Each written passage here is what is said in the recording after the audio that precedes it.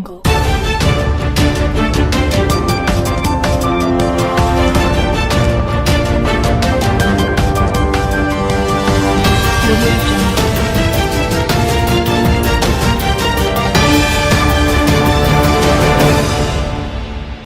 To TG9 news.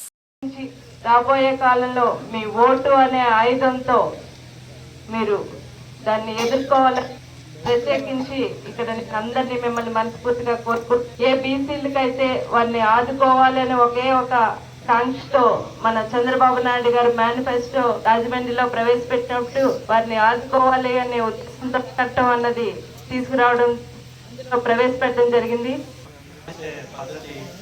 ఈ ప్రభుత్వం చేపట్టడం జరిగింది.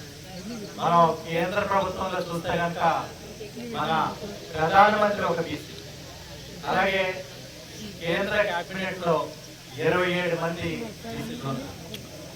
అక్కడ రాజ్యాధికారం ఆల్రెడీ బీసీలు చేతిలోకి వెళ్ళింది. ఈ రాష్ట్రంలో కూడా బీసీలు రాజ్యాధికారం వైపు అడుగులు వేయాల్సిన ఆవశ్యకత ఉంది. ముఖ్యంగా తెలుగుదేశం పార్టీ కానీ, బీజేపీ కానీ, జనసేన కానీ బీసీలకు పెద్దపీట వేసే పార్టీ. మనకి ఈ నియోజకవర్గంలో 50% పైన బీసీలు ఉన్నారని అందరూ గమనించారు. ఒక్కడికి చివరి వ్యక్తి వరకు కూడా అంత్యోదయ సిద్ధాంతం ద్వారా ముఖ్యంగా బీసీ అణగారిన వర్గాల కోసం ఎన్నో పథకాలు రూపొందించడం జరిగింది.